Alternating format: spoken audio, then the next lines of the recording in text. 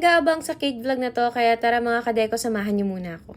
Medyo marami nga tayo na-receive na pa-order nung last Saturday at nakakatuwa dahil lahat na pa-order natin ay karamihan dun rush.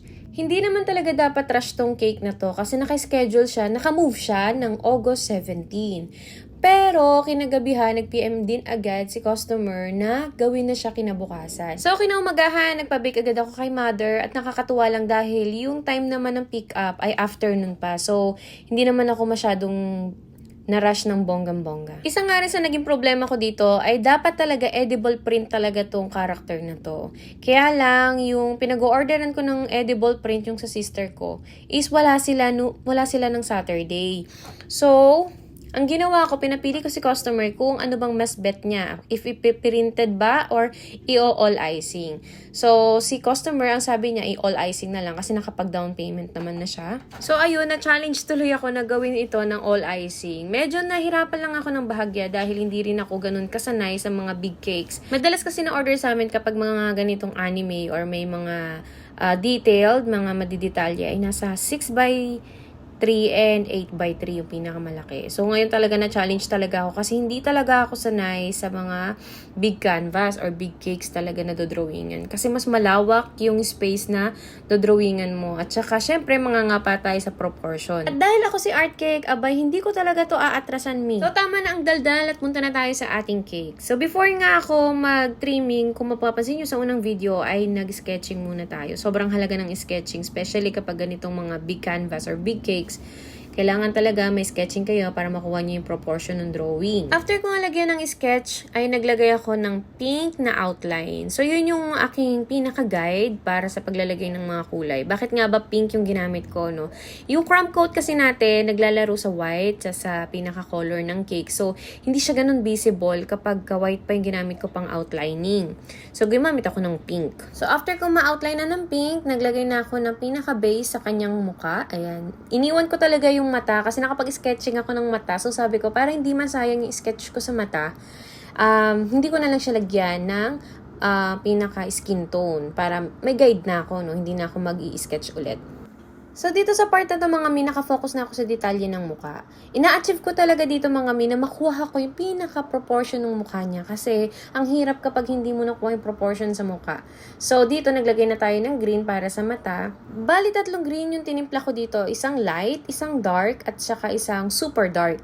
Light green yung pinaka-base ng mata at gumamit ako dito ng dark color or dark green para malagyan ko siya ng ombre. So, yun yung magbibigay buhay sa kanyang mata. Ayan, medyo nag-struggle talaga akong i-share or ituro yung mga ganitong style sa inyo kasi parang hindi ko alam kung magigets nyo ba ako. Pero hopefully soon magets nyo ako, lalo na kung magkakaroon tayo ng demo. Huy for the go! Ayan, malay nyo naman, di ba, magkaroon tayo ng opportunity na makapag-share ng technique about art cake, di ba? And ayan, naglagay din tayo dito ng gray color para magkaroon din siya ng shadings or illusion ba ang tawag sa mga ganyan. Hindi ko talaga alam. Basta, tignan nyo na lang yung drawing. Nasa 1 hour and 40 minutes or magto 2 hours ko din bago natapos tong design na to. At talaga namang nakakapagod talaga siya. Kala ko nga sisilip talaga ako sa langit eh. Pero sobra talaga yung pagod. Sanay naman ako sa mga ganitong drawing, kaya lang dahil nga sa sobrang laki ng cake, iba talaga yung ngalay, as in super nakakangalay talaga. At bonggang-bongga din yung sakit ng balakang ko kasi nga for 2 hours nakatayo, tas uupo uupo saglit, tas tatayo ulit, upo na naman, talagang nakakangalay. Iba pa naman ngayon kapag nagbubuntis ka, no? Talagang yung balakang mo maraming sinasabi. So, ayan. Nasa hair na tayo. Akala ko dito medyo makakahinga-hinga na ako kasi nasa buhok na. Kasi every time na nagdo-drawing ako, mga mi, inuuna ko yung pinakamahihirap. Tapos yung hair, madali na lang yan. So, sabi ko, madali na lang to at makakapagpahinga na ako. Kaso, nung pagkatingin ko sa kanyang reference, ang daming shadings pala neto, mga mi. At hindi ko na na-videohan yung shadings na yan kasi nalobat na yung phone ko at hindi ko alam na hindi na pala na-videohan na naka-off na pala yung phone. So, ayan. Meron na siyang shadings. Madali lang naman gawin yung mga shadings na ganyan mga mi. Ang technique lang talaga dyan ay gaanan ang kamay. At maganda yung pagkakahalo ng icing ninyo. So, hopefully soon, maturo ko yan sa inyo someday, somewhere down the road. Charot. Ayan. Sana alam nyo, pinagpipray ko rin din, magkaroon din tayo ng sariling workshop or demo. Pero soon pa yon siguro after ko ng mga anak. So, ayan. After shadings, naglagay tayo dito ng outlining. Pero hindi pa yan natatapos dyan. Kasi kung mapapansin nyo, parang pale pa siya. Parang, for me kasi parang hindi pa ganun kabuhay yung pinaka-detalye or yung pinaka-anime natin. So, may ugali ako na parang pag feeling ko hindi pa enough, magdadagdag pa ako ng something na mag-a-add ng beauty or mag-a-add ng buhay doon sa ating cake.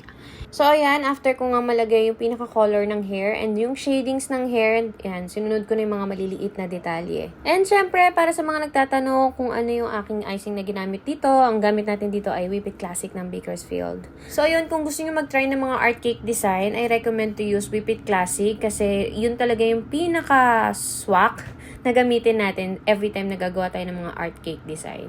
Pero kung nagba-buttercream ka, okay din naman. Pero kung hindi ka sanay sa buttercream at hindi mo prepare yung buttercream, you can use Whip It Classic. So here mga mi, halos patapos na rin tayo. Naglalagay na lang ako ng mga small details. At yung tenga niya, kung papansin nyo, wala pa siyang tenga dyan. Hindi ko na nga nasama sa video, pero yung tenga niya dito ay acetate na nilagyan ko ng icing. So yun lang mga kadeko. Sana may natutunan kayo and sana nagustuhan nyo yung ating art for today.